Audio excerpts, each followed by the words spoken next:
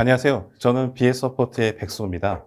오늘 여러분들과 생물학적 제재 제조소 생물안전 가이드라인 민원인 안내서에 대해서 함께 공부해 보도록 하겠습니다. 본 강의는 생물 위해 관리 역량 강화를 위한 생물안전 종사자 대상 가이드라인 온라인 교육입니다. 본 교육 동영상은 식품의약품안전처의 2021년 생물학적 제재 제조소 생물안전성 검증체계 마련 사업으로 제작이 되었습니다. 저희 사업단은 제가 속한 BS서포트와 그다음에 에이비온, 다우인으로 구성이 되어 있습니다. 오늘 여러분과 함께할 생물학적 제재 제조소 생물안전 가이드라인 민원인 안내서는 여기 보시는 식품의약품 안전처 홈페이지 들어가셔서요. 법령 자료에 들어가신 다음에 공무원 지침서 민원인 안내서에서 다운로드 받을 수 있습니다. 그래서 오늘 보는 강의가 끝나시면 한번 이 자료를 다운로드 받으셔서 여러분 실제 업무에 한번 활용해 보시길 바랍니다.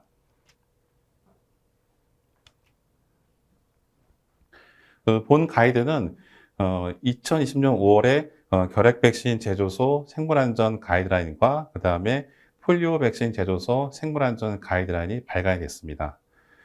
근데 이제 올해 5월에 이것을 합쳐가지고 생물학적 제재 제조소 생물안전 가이드라인 민원 안내서로 개정이 됐는데요.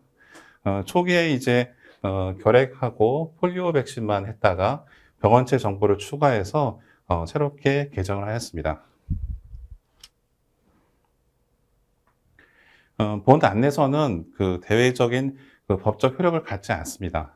그리고 2021년 5월 기준으로 작성된 것이기 때문에요. 만약에 여러분들이 좀 기간이 지났다면 최신 법규를 확인하시기 바랍니다. 그리고 본 안내서는 저희가 연구 용역을 통해서 개발한 것입니다. 그렇기 때문에 타부처 소관 법령도 일부는 소개합니다. 그러나 이제 정확한 사항은 타부처 소관 부처에 대해서 문의하시기 바랍니다. 그리고 이제 본 안내서에 대한 의견이나 문의사항이 있으실 경우에는 식품의약품안전처, 바이오상약국, 바이오의약품 품질관리과에 문의하시기 바랍니다. 그럼 이제 민원인 안내서에 대해서 구성에 대해서 말씀드리도록 하겠습니다. 민원인 안내서 구성에 대한 이제 목차를 보실 텐데요. 개요 적용 범위가 있고요. 그 다음에 용어 및 약어, 그 다음에 생물안전 개요가 구성이 되어 있습니다. 그리고 다음 페이지 잠깐 보시면 4번에는 병원체 생물안전 정보가 있고요. 병원체 생물안전 정보에는 병원체의 국가안전관리, 그 다음에 고위험병원체 및 생물테러 감염병원체, 그 다음에 생물작용제 및 독소, 그 다음에 생물학적 유해물질, 그 다음에 병원체 취급서 사고 사례가 되어 있습니다. 그래서 이 부분이 이제 통상적으로 이제 생물안전 부분이 되겠고요. 그 다음에 5번 같은 경우에는 병원체 취급시설의 제조 및 품질 관리로 구성이 되어 있습니다. 그래서 시설 및 환경의 관리, 그 다음에 조직, 그 다음에 기준서, 그 다음에 문서, 제조 관리, 제조위생 관리, 교육 및 훈련을 구성되어 있습니다. 그래서 통상 이 부분은 여러분이 잘 아시는 GMP 파트라고 보실 수 있겠습니다. 그리고 6번이 비상대응 관리입니다. 그래서 비상계획 수립, 그 다음에 비상대응 시설 및 장비, 비상대응 절차로 구성이 되어 있습니다. 그 다음에 이제 마지막으로 부록이 되어 있는데요. 그래서 앞서 보신 내용을 이제 조금 더 추가로 설명하는 부분들입니다. 그래서 부록 1에서는 생물학적의 위험군 분류, 그 다음에 2번은 고위험병원체 및 생물태력 감염병원체의 종류, 그 다음에 생물작용제 및 독소의 종류, 그 다음에 부록 4에는 병원체 및 독소 생물안전정보실 예시가 되어 있습니다.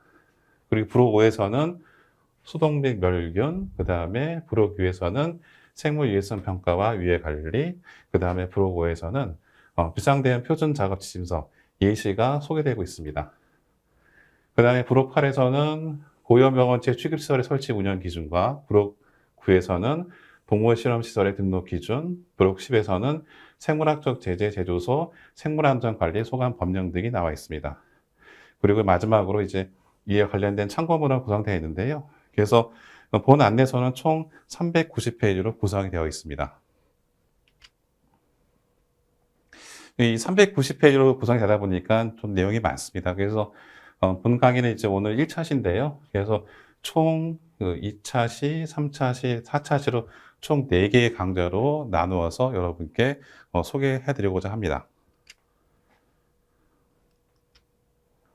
그래서 오늘 소개시켜 드릴 내용은 이제 첫 번째로 이제 개요 및 적용 범위와 그다음에 용어 및 약어입니다. 생물학적 제재소에 사용하는 이제 병원성 미생물은 이제 그 생물 유해로 볼 수 있겠는데요. 그래서 GMP적으로 봤을 때는 이제 생물학적 제재의 품질 사고가 날 수가 있습니다. 그 다음에 이것이 제조소의 환경 오염 사고의 원인이 되기도 하고요. 그 다음에 생물 안전, 바이오 세이프티 부분에서 봤을 때는 이러한 병원체로 인해서 그 작업원과 종사자의 감염 사고를 날 수 있습니다. 또한 이것이 이제 그 제조소에서 밖에 나갔을 경우에는 지역사회에 감염 사고하고 오염 사고를 일으킬 수가 있습니다. 적용범인데요. 그 생물학적 제재에 대해서 이제 본 안내서는 적용이 되고 있습니다. 그래서 여러분이 잘 아시다시피 생물학적 제재는 백신, 그 다음에 혈장 분해 제재, 뭐 항독소 등을 말하고 있고요. 여기에는 이제 보툴리움 독소도 포함이 되어 있습니다. 본 안내서의 원칙은 크게 두 가지입니다. 첫 번째로는 이제 생물학적 제재 제조소 내에 생물 안전을 준수하는 것입니다.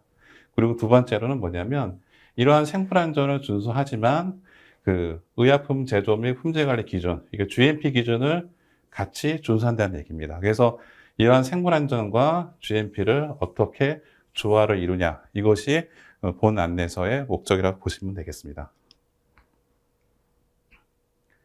뭐 제일 중요한 게 이제 용어의 정의인데요. 그래서 이 용어 부분에서는 그 본 안내서에 나온 용어들을 다 정의를 하였습니다. 근데 이제 여기 나온 용어 정의는 다 레퍼런스가 되어 있습니다. 그래서 이 내용들이 뭐 어떤 이제 법령이라든지 아니면 어떤 안내서, 어떤 기준에 따라서는 약간씩 상이한 그 용어의 정의가 있을 수 있습니다. 그렇기 때문에 본 안내서에 나와 있는 용어는 다 이렇게 정의와 함께 레퍼런스 달아놨습니다. 그렇기 때문에 여러분들이 이제 보실 때 이 용어 정의에 대해서 출처를 이렇게 확인하실 수 있도록 되어 있습니다. 그 다음에 이제 약어인데요. 그래서 이제 영문 약어도 있고 이제 국문 같은 경우는 이제 법을 이제 축약해서 쓰는 것들이 있습니다. 근데 이제 좀 약간 헷갈리실 부분이 뭐냐면 BSL하고 BL인데요. 그래서 약사법에서는 다 BSL을 쓰고 있고요. 그 다음에 일부 타부처, 뭐 예를 들면 이제 질병관리청 같은 경우는 이제 BL을 쓰고 있는데요. 그래서 이제 이러한 생물안전 등급, 바이오스 레벨을 뭐 BSL 쓰거나 아니면은 BL로 쓰고 있습니다. 그래서 아까 말씀드렸다시피 이제 식약처에서는 이제 BSL을 쓰고 있으니까요. 향후에는 이제 BSL로 통일하도록 하겠습니다. 그 다음에 세 번째 챕터로 이제 생물안전 개요입니다. 생물안전 개요 같은 경우에는 총 6개로 나눠져 있는데요. 첫 번째로는 이제 생물안전 부분이 있습니다. 그 다음에 생물보안, 그 다음에 생물체 유형군 분류, 그 다음에 생물안전 등급, 그 다음에 감염성 물질의 안전수송, 그 다음에 6번이 생물 유해성 평가 유해 관리로 구성이 되어 있습니다. 그래서 어떻게 보면 생물안전에 대해 기초적이면서도 어떻게 보면 여러분들이 좀 많이 어려워하실 부분이기도 한데요. 그래서 이 부분에 대해서 한번 설명을 드리도록 하겠습니다. 자, 여기 보시는 그림은 이제 GMP하고 바이오세이프티, 뭐 생물 안전이겠죠. 그리고 생물 보안에서 약간의 이제 개념을 한번 잡고 들어가도록 하겠습니다. 여기 보시다시피 GMP는 여러분들이 잘 아시다시피 이제 양압 개념이고요. 그 다음에 바이오세이프티는 음압 개념입니다. 그래서 이 양압 개념이라 하는 것은 이제 밖에 있는 이러한 어떻게 보면 오염 물질이 안으로 못 들어오게 하는 게 목적이고요. 그 다음에 바이오세이프티는 뭐 안에서 취급하는 병원체가 밖으로 못 나가게 막는 의미가 있습니다.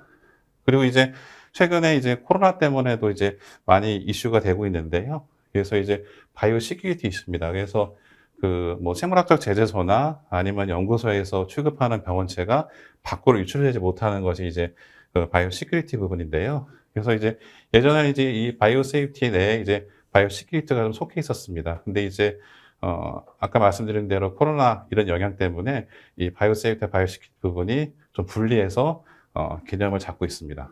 그래서 이제 여러분이 계신 이제 생물학적 제재소 같은 경우에는 만약에 병원체 이용해서 뭐 백신들을 만드신다. 그럴 경우에는 이러한 GMP하고 그다음에 바이오 세이프티, 바이오 시큐리티를 어떻게 조화를 이렇게 가시냐. 그것이 관건이라고 할 수 있겠습니다. 자, 그러면 조금 더 이제 그 GMP하고 바이오 세이프티 컨테인먼트, 그러니까 밀폐를 어떻게 보는 관점에 대해서 한번 설명드리도록 하겠습니다. 여기 보시게 되면 여기는 이제 음압 구조고요. 여기는 이제 양압 구조입니다. 그래서 요 바이 익스클루전 같은 경우는 이제 전통적 이제 GMP 컨셉이라고 볼 수 있겠는데요. 통상적으로 이제 클린룸이나 그다음에 뭐 SPF실 같은 경우, 예를 들면 이제 동물 같은 경우는 이제 SPF실에서 이제 그 사용을 할 텐데요. 그래서 이 부분에서는 이제 양압을 걸어서 밖에 있는 이런 오염원들이나 그 불필요한 병원체나 아니면 미생물들이 이제 못 들어오게 막는 거고요. 그 다음에 이제 여기 보시다시피 바이오 인클루전 같은 경우에는 그 음압을 대가지고 안에 있는 병원체들이 밖에 나가지 못하게 하는 것입니다. 왜냐하면 이제 이러한 병원체라든지 에덴모가 이제 밖에 유출됐을 경우에는 그 뭐 환경 오염이라든지 아니면 이제 사람들에게 감염을 일으킬 수 있기 때문에 이렇게 못 나가게 막아야 됩니다. 자, 그렇다면 뭐 백신에서 쓰는 이제 뭐 병원체 같은 경우 이제 사람 인수공통 병원체도 있겠고요. 그다음에 감염을 일으키는 병원체 같은 경우에는 이 두 가지 조건이 모두 충족해야 됩니다. 자, 그래서 이럴 경우에는 이제 내가 취급하는 이런 병원체들이 밖으로 못 나가게 되고요. 또 그다음에 백신 제조 실험을 한다면 여기서 이제 오염이 되지 않기 때문에 밖에 있는 이런 오염원들이 들어오지 못하도록 해야 됩니다. 그렇기 때문에 이제 뭐 백신 생산이나 이러한 병원체를 취급하시는 같은 경우에는 이러한 이제 그 음압 개념하고 양압 개념을 어떻게 잘 조화롭게 이렇게 하느냐, 이것이 관건이라고 할 수 있겠습니다.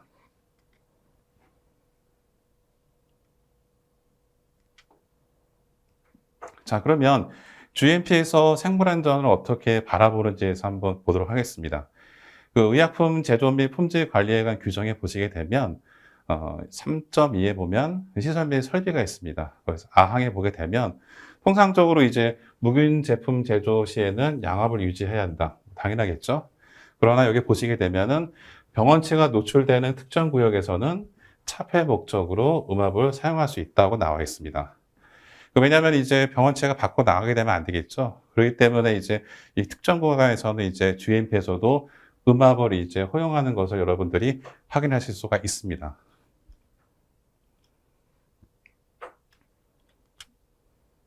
자, 그리고 GMP의 생물 보안법인데요. 당연히 이제 허가된 사람만이 이제 제조 시설에 출입을 해야 되겠죠.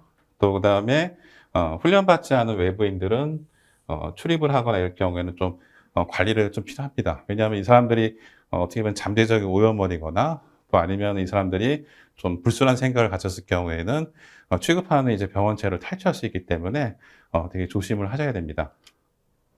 또 그리고 이제 여기 보시게 되면 허가되지 않은 출입을 방지해야 되고요. 또 그다음에 보안 관리 정도는 컴퓨터화 시스템의 중요도에 따라 다르다고 나와 있습니다. 자, 최근에 이제 그 코로나 사태를 이후 보게 되면은 뭐 우리나라도 마찬가지지만 뭐 미국이나 유럽의 이러한 이제 뭐 코로나를 이제 테스트할 수 있는 진단 키트라든지 아니면 코로나를 이제 백신을 만드는 아니면 치료제를 만드는 이제 관련된 연구소나 시설에 엄청나게 해킹이 들어온다고 합니다. 자, 그래서 왜냐하면 그걸 이제 정보를 탈취하려는 건데요. 또 어떤 경우에는 또 이제 원격으로 시설을 들어와서 예를 들면은 이제 음압 시설인데 양압으로 바꿔놓는 이런 해커도 있다고 합니다. 그렇기 때문에 당연히 이제 안에 있는 지적 재산권을 보호하는 것도 중요하지만 시설에서 이렇게 조건을 바꿔버리는 이런 해커 같은 것들을 방지하는 대책을 수립하셔야 됩니다. 그리고 당연히 세포은행에는 그 승인된 작업 모드로 출입을 제한하시는 것이 당연하죠. 자, 그러면 혹시 여러분들 위험군 분류라고 한번 들어보셨나요? 그래서 좀 어려운 말일 수도 있습니다. 그래서 영어로 하게 되면 이제 리스크 그룹이라고 하는데요. 이제 국내 같은 경우는 이러한 생물체 위험군 분류는 생명과학 육성법에 따라서요. 그 유전자 제조와 실험 지침에 보시게 되면 별표 위에 생물체 위험군 분류에서 그 생물체 위험군 분류를 나누고 있습니다. 그래서 우리나라 같은 경우 이제 네 가지 유형군으로 분류하고 있는데요. 이거는 전 세계적으로 마찬가지로 네 가지 유형군으로 분류를 하고 있습니다. 그래서 이제 1유형군 같은 경우에는 건강한 성인에게서는 질병을 일으키지 않는 것으로 알려진 병원체. 그 다음에 제2유형군부터는 감염되었을 경우 증세가 심각하지 않고 예방 또는 치료가 비교적 용이한 질병을 일으킬 수 있는 생물체라고 구분이 되어 있습니다. 그래서 통상적으로는 이제 이러한 1이나 2 유형군을 많이 사용해서 이제 뭐 연구라든지 그 다음에 그 생물학적 제재소에서 다루고 있는데요. 이제 문제가 되는 것들은 이제 이러한 제3부터 제4까지입니다. 그래서 이제 제3부터 보시게 되면 이 사람에 감염되었을 경우 증세가 심각하거나 치명적일 수 있으나 예방 또는 치료가 가능한 질병 이렇게 나와 있습니다. 그래서 뭐 여러분이 좀 잘 아실 수 있는 게 메르스 같은 게 이 정도가 될 수 있겠고요. 그 다음에 이제 4유형군을 보시게 되면 사람이 감염되었을 경우 증세가 매우 심각하거나 치명적이며 예방 또는 치료가 어려운 질병으로 되어 있습니다. 그래서 이거 같은 경우는 예를 들면 이제 에볼라, 치사율이 한 99%까지 간다고 하시는데요. 이런 것들이 이제 제4유형군으로 보실 수 있겠습니다. 자, 그렇다면 아까 말씀드린 대로 생물체 유형군 분류의 정의를 아까 보셨는데요. 그렇다고 이거를 여러분이 다 외우실 수 없을 겁니다. 그래서 부록 1에 보시게 되면 생물체 유형군 분류를 부록에서 이제 기술을 했습니다. 그래서 여기 보시게 되면 유전자 제조와 실험 지침에서 나온 내용들을 여기다가 집어넣습니다. 그렇기 때문에 여러분들이 이제 만약에 유전자 제조와 실험 지침을 보시거나 아니면은 본 안내서에 부록 1을 보시게 된다면 만약에 내가 취급하거나 아니면 취급 예정인 그런 병원체들이 어떤 유형군인지를 확인하실 수 있습니다. 자, 그러면은 계속 유형군 분리해서 볼 텐데요. 근데 이제 그러면 이제 통상적으로 이제 질문이 많이 들어오는 것이 그 백신주는 어떻게 할 것이냐에 대한 질문이 들어옵니다. 근데 아시다시피 백신주 같은 경우에는 이제 약독화된 거나 아니면 이제 병원성이 떨어진 것들이 많습니다. 그래서 이제 백신 등을 생산하기 위한 이제 병원체 같은 경우에는 그 병원체의 유해성에 따라서 그 유형군 등급이 다르게 적용됩니다. 예를 들면 이제 바시러스 안트락스 같은 경우에도 스턴주 같은 경우는 이제 제2 유형군으로 되어 있고요. 그 다음에 BCG균주 같은 경우에는 제2 유형군으로 되어 있습니다. 이러한 이제 근데 그 생물체 유형군 분류를 할 때 보게 되면 그 생물체의 이제 병원성하고 그 다음에 전파 방식, 그 다음에 숙제 범위, 그 다음에 이 해당 병원체에 대해서 이제 예방이나 치료 조치, 그 다음에 인체에 이제 감염이 된 감염장 같은 여러 가지 요인을 넣어서 이러한 유형군을 설정합니다.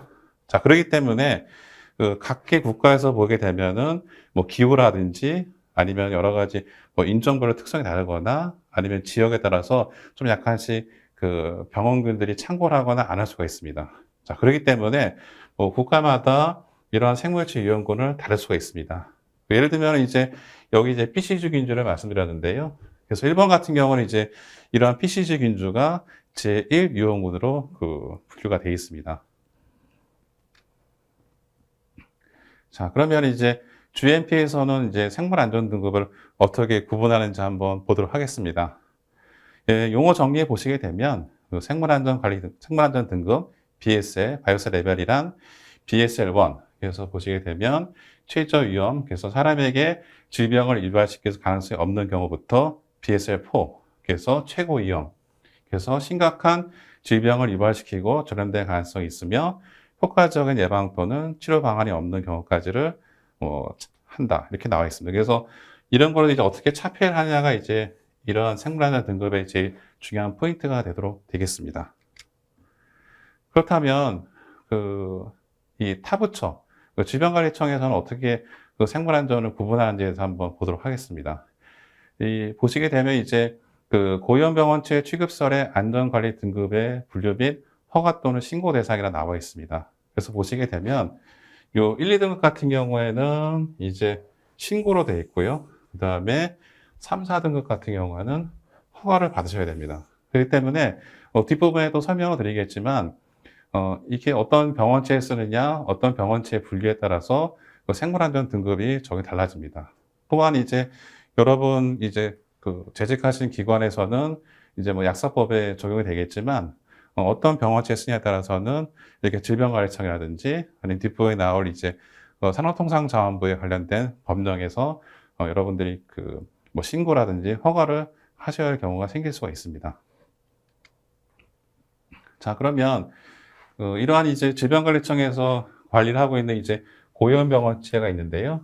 이런 거에 대해서 이제 취급시설에 대한 설치 운영 기준이 있습니다. 그래서 이런 기준 같은 경우도 이제 저희가 이제 부록 8에 넣었는데요. 그래서 이 기준 같은 경우에는 고위험병원체 취급시설 및 안전관리에 대한 고시에 나와 있는 사항입니다. 그래서 여러분들이 보셔야 할 부분들은 일반 취급시설. 만약에 이제 생물학적 제조소 같으면은 뭐 이제 뭐 QC실이 되겠죠.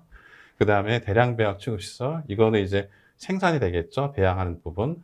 그 다음에 동물이용 같은 경우도 이거 마찬가지로 동물에 대한 QC 부분이 되도록 하겠습니다. 그래서 여기 보시게 되면 안전 등급별로 권장, 필수가 나눠져 있습니다. 그래서 만약에 여러분이 취급하시는 병원체가 고위험 병원체를 한다면 이러한 기준에 맞춰가지고 설치나 운영을 하셔야 됩니다. 자, 그리고 감염성 물질의 안전 수석이 나와 있는데요. 그래서 이제 주로 이제 많이 고민하실 부분들이 뭐냐면 질병관리청 소관이 이제 고위험병원체를 어떻게 이동하느냐가 이제 나와 있습니다. 그래서 이 질병관리청 고시에 보시게 되면 이러한 고위험병원체 수송에 대한 이제 관련된 고시에 통해서 기준 나와 있는데요. 관련된 좀 자세한 해설을 원하신다 하시려면은 질병관리청에서 발간한 감염성 물질 안전수송 지침이라든지 그 다음에 고위험병원체 취급 및 보전 안전 관리들을 보시면 되겠습니다. 자, 그 다음에 생물 유해성 평가와 위해 관리에 대해서 말씀드리도록 하겠습니다. 여기 보시게 되면 의약품 제조 및 품질 관리에 대한 규정이 있는데요. 거기 보시게 되면 4.4 백신, 마항에 보게 되면 더 높은 수준의 생물학적 안전성 요구되는 경우, 뭐 예를 들면 이제 대유행성 백신 균주가 제조 또는 시험에 사용되는 경우 적절한 봉쇄 조치를 마련해야 된다. 그리고 이는 적절한 식품의약품 안전처의 평가를 받아야 하며 이를 입증하기 위한 문서를 구비해야 한다 나와 있습니다. 왜냐하면 거꾸로 이제 백신이나 뭐 치료제를 뭐 생산하기 위해서 예를 들면 아까 봤던 대량 배양을 하거나 할 때 만약에 유출돼 있거나 어떻게 되겠죠? 오히려 거꾸로 지역사회를 오염시킬 수 있거나 또 그다음에 작업원이나 뭐 기타 종사자들을 이제 감염시킬 수 있습니다. 그렇기 때문에 이러한 이제 그 생물안전성 요구되는 것, 뭐 병원체를 하겠죠. 이런 것들 취급하실 때는 다시 말씀드리지만은 적절한 봉쇄 조치와 또 밀폐를 하셔야 됩니다. 자, 그다음에 그래서 여기 보시게 되면 이제 생물학적 제조소 공정에 따른 생물 유해 요소와 재해, 사고 사례를 한번 예시로 놨는데요. 여기 보시게 되면 이제 뭐 생산 기준을 잘못 관리했거나 뭐 보안 시스템이 잘못됐을 경우에 이제 뭐 생산 기준가 오용이 되거나 오염이 되는 경우가 있습니다. 그 다음에 바이오 시큐리티 이슈 때 분실이나 도난될 수 있습니다. 실제로 이제 뭐 그레크신 같은 경우에는 그 생산 기준을 잘못 관리해서 오염돼 가지고 이제 그 신생아가 이제 접종사고가 나는 경우가 있었고요. 또 그다음에 병원체를 이제 배양하는 과정 중에서는 이 에어로졸들이 발생할 수 있습니다. 그래서 이런 부분들을 잘 컨트롤해야 되고 또 이걸 어떻게 밀폐시키냐가 생물안전의 그 하나의 관건이 될 수 있겠습니다. 또 그다음에 이제 기타 제조 공정인데요. 그 배양기 같은 경우는 이제 배양을 하다 보면 끝나고 나면 이제 여과가 필요합니다. 근데 이제 여과할 경우에는 이제 안에 이제 여러 가지 균주가 이제 빡빡하게 켜있을 텐데요. 그럴 경우는 이제 여과 공정에서 압력이 증가할 수 있습니다. 이럴 경우에는 이제 그 압력에 의해서 그 여과 시스템에서 일부 에어졸이 발생하거나 일부 누출 사고가 날 수 있습니다. 그래서 이러한 이제 여과 시스템에서 문제가 돼가지고 그 작업원이 병원체에 노출된 사고들이 종종 발생하고도 있습니다. 또 그다음에 이제 그 배관마다 연결하는 이제 그 가스켓이라든지 그 배관의 점검이 부실해서 파손돼가지고 이제 병원체 유출되는 사고도 발생할 수 있겠고요. 또 그다음에 불알화 공정을 좀 제대로 검증하지 않아가지고 문제가 되는 경우가 있습니다. 그래서 뭐 폴리오 백신 같은 경우가 이제 그 불안전하게 불알화된 그 백신이 이제 어린애들한테 접종이 돼서 사망 사고가 나는 그 사례가 있기도 했었습니다. 또 그다음에 이제 제조된 백신 같은 경우로 이제 성능을 테스트하기 위해서 이제 동물 실험을 하는데요. 이럴 경우에 이제 많은 사고가 뭐냐면 이제 감염된 동물에서 뭐 물림이나 뭐 이렇게 돼가지고 사고 나는 경우도 있겠고요. 그다음에 이제 감염된 동물에서 배출되는 이제 분비물에서 이제 감염되는 건 있을 수 있습니다. 또 그다음에 이제 이러한 감염 동물을 이제 실험하기 위해서 뭐 주사를 하거나 이럴 경우에 거꾸로 이제 그거를 취급하는 사람이 찔리거나 배임 같은 사고가 많이 발생하고 있습니다. 또 그리고 뭐 폐기물 처리 부분에서가 이제 생물학적 활성이 잘 제거되지 않은 경우도 종종 발생하고 있고요. 그래서 뒷부분에도 설명드리겠지만 제대로 폐기되지 않은 폐기물 때문에 지역에 이제 감염 사고 나는 경우도 있습니다. 또 그다음에 병원체 이제 외부 유출 방지, 관리 부주의하는 경우도 있겠고요. 그다음에 개인 보호 선정이라든지 SOP라든지 기타 보안 관리되는 부분들이 있어가지고 여러 가지 사고 유해 요소들이 내포하고 있습니다. 다음은 실제 사고 사례인데요. 그래서 이제 2017년도에 일어난 사고입니다. 그래서 폴리오 백신 공장에서 사고 난 사례입니다. 그래서 실제로 이제 작업원이 이제 노출된 사고입니다. 그래서 이때 뭐 거의 한 30일 이상을 이제 계속 감염된 그리고 추정된 발생사람들을 이제 모니터하는 자료인데요. 그래서 이제 어떻게 보게 되면은 조금만 부주의할 경우에 이렇게 병원체가 노출되는 사고들이 발생할 수 있음을 알 수가 있습니다. 그래서 이러한 것들을 이제 방지하기 위해서 이제 유해성 평가하고 그다음에 유해 관리가 필요한데요. 그래서 부록 6에서는 이러한 이제 생물학적 제재, 제조소의 유해성 평가 사례를 이제 예시로 해놨습니다. 물론 이제 유해성 평가 방법들은 여러 가지 방법이 있습니다. 근데 여기 나와 있는 것은 하나 예시로 보시면 될 것 같고요. 그래서 다른 좋은 방법이 있다면 그 방법으로 유해성 평가를 하시면 좋을 것 같습니다. 그래서 여기 나온 예시를 잠깐 보시게 되면 이제 가능성 부분하고 중대성을 이렇게 4개 단계로 나눠놨고요. 또 그 다음에 해당 공정의 작업 빈도, 그 다음에 이런 사고 났을 때 언제 확인할 수 있는지 검출도에 대해서 이렇게 점수하고 등급을 나눠놨습니다. 그래서 여기에 따라서 이제 유해성을 점수화했고요. 그 다음에 유해 수준도 이제 이렇게 표시를 하였습니다. 그래서 이제 여기서는 이제 뭐 한 40점 정도까지만 허용 가능한 것 같습니다. 근데 이거는 이제 해당 제조소에 따라서 약간 달라질 수 있겠고요. 그 다음에 여기서 예시 넣은 거는 이제 곱셈 방법으로 다 해놨습니다. 근데 이제 어떤 경우에 더하기 방법도 있고 한데요. 여기서는 곱셈 방법이 좀 더 효율적이지 않나 해가지고 곱셈 방법으로 해서 진행을 하였습니다.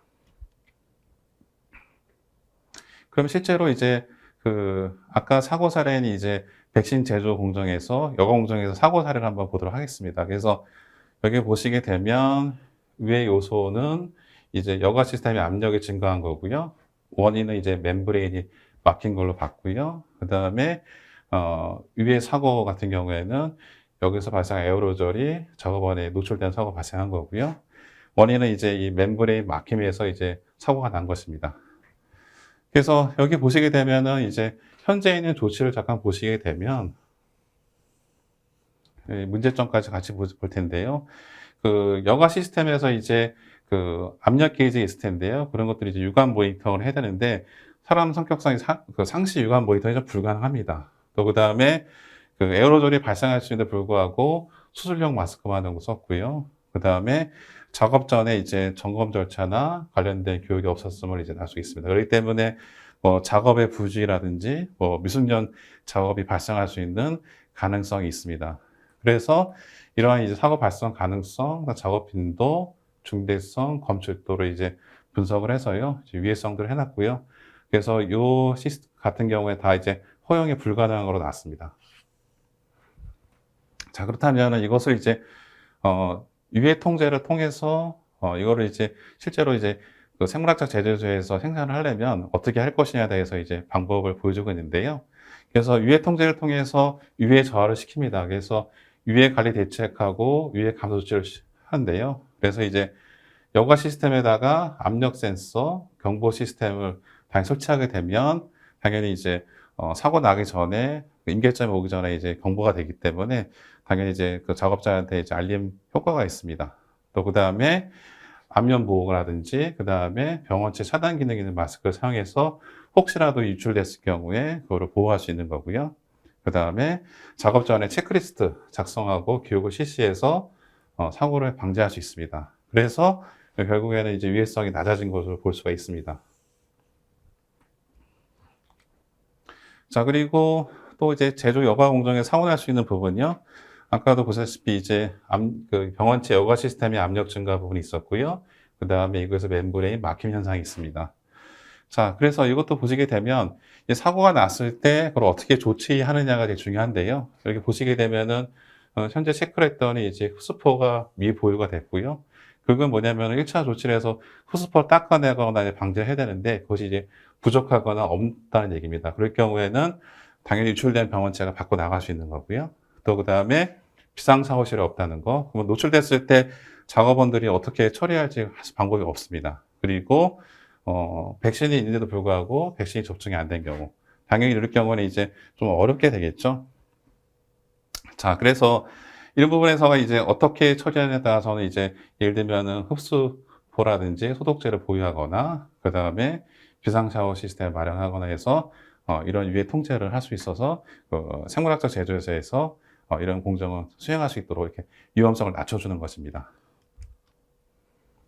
자, 그렇다면 여기서 보시다시피 여러분들 이제 그 시설에서 많이 갖고 계신 것들이 이제 표준 작업 지침서인데요. 그래서 이러한 이제 불억출에서는 이런 작업원의 병원체 노출 사고에 대한 이제 그 표준 작업 지침서를 예시를 해놨습니다. 그래서 이거를 다운로드 받으셔서 여러분 기관에 맞춰가지고 하시면 되는데요. 그래서 어떻게 보시게 되면 뭐 소동 조치하는 방법이라든지 그 다음에 노출자 조치, 그 다음에 뭐 안면부를 제외한 신체 병원체 접촉된 사고, 뭐 기타 이런 상황에 대해서 이제 케이스를 나눴고요.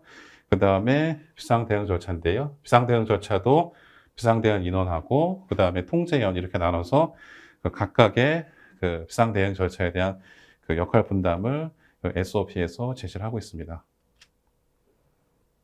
또 그 다음에 상황 종료된 거 상황하고 그 다음에 감염 관리는 어떻게 할 것이냐. 후속치가 되겠죠. 그 다음에 사고 보고 조서는 어떻게 할 것이냐. 그 다음에 후속 조치에서 뭐 병원체 유출물 처리를 어떻게 할 것이냐. 그 다음에 어떻게 소독할 것이냐. 뭐 이런 것들 해놨고요. 그래서 이것들을 보시게 되면 여러분 기관에서 비상 대응했을 때 어떻게 그 조치를 해야 될지 하고 어떻게 그 SOP를 구성해야 할지에 대해서 예시로서 제시하고 있습니다. 또 그 다음에 이제 그 제조소에서 병원체 폐수 유출 사고 사례인데요. 여기 보시게 되면 이것도 폴리오 관련된 것입니다. 그래서 작업자가 실수로 해서 그 불활성화 되지 않은, 그러니까 살아있는 이제 폴리오 바이러스가 이 하천을 타고 나서 유출된 겁니다. 그래서 여기 보시게 되면 유럽에 있는 이제 국제 하천을 타고 나간 건데요. 그래서 이제 거의 한 달 동안 이 하천에 출입이 금지가 됐다고 합니다. 그래서 이것도 한번 그 생물 유해성 평가 유해 관리를 한번 해볼 수가 있는데요. 보시게 되면 유해 요소는 생물체 포함 폐수가 있고요. 그 다음에 생물학적 활성이 제거되지 않은 병원체가 이제 원인이 되겠습니다. 그래서 사고는 이제 이러한 병원체 포함한 폐수가 일반 하수구로 유출되는 케이스고요. 이제 사고 사례 뭐 여러 가지가 있지만 원인으로서 여기서는 한번 잡아본 것이 폐수 탱크의 저장 용량 초과로 한번 넣어봤습니다.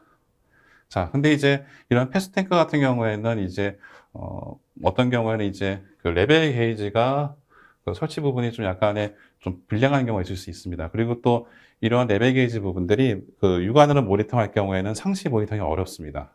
또 그리고 뭐 이러한 저장량 점검 기준이 없었다는 부분이 있겠고요. 그 다음에 그 폐수 유출 방지설이 없는 경우도 있을 수 있습니다. 당연히 이럴 경우에는 이제 하기가 어렵겠죠.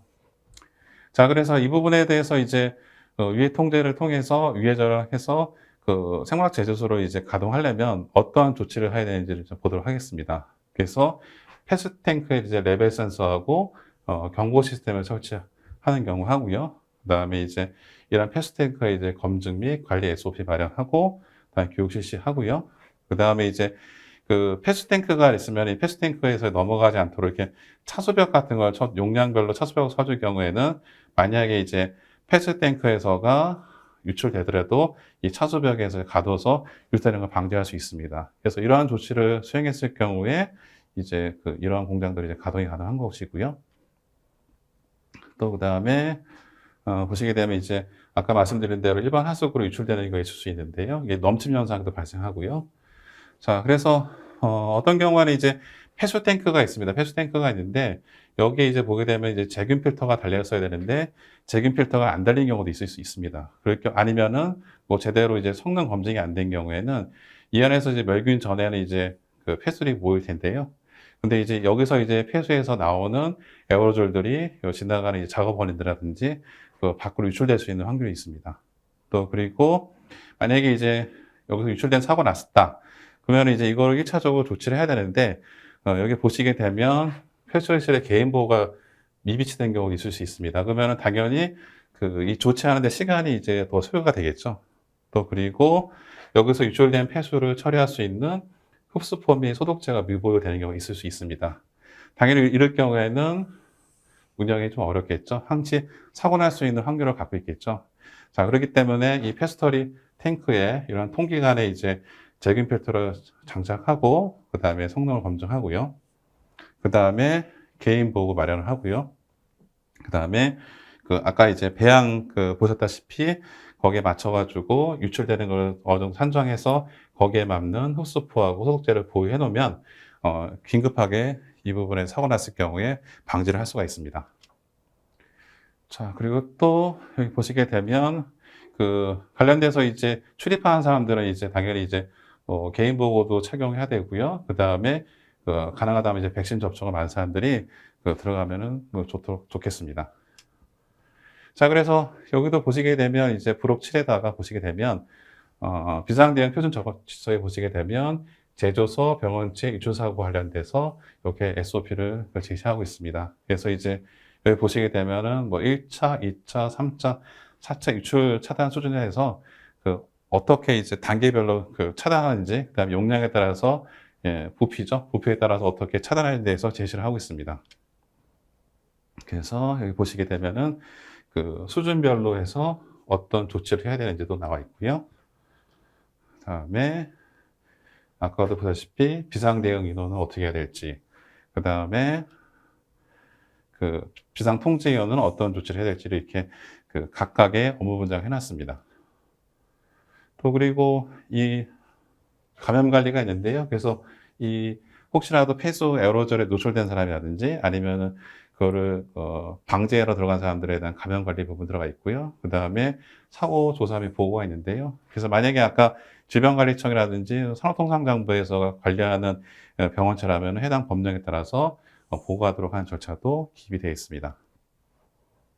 자, 그래서 이 부록 7 같은 경우에는 비상대응 표준 작업지서 나와 있는데요. 총 8개의 이제 사례를 가지고 SOP를 마련했습니다. 그래서 여러분 기관 내에서 필요하신 사항들을 여기서 좀 참조해서 구성하시면 되겠습니다. 그래서 이번 시간에 1차 시는 여기서 끝났는데요. 그래서 말씀드린 대로 이제 저희 안내서는 1차 시, 그 다음에 2차 시, 3차 시, 4차 시로 구성되어 있습니다. 그래서 뭐 장시간에 여러분들 1차 시 들으느라 고생하셨고요. 다음 2차 시에서 여러분과 함께 뵙도록 하겠습니다. 감사합니다.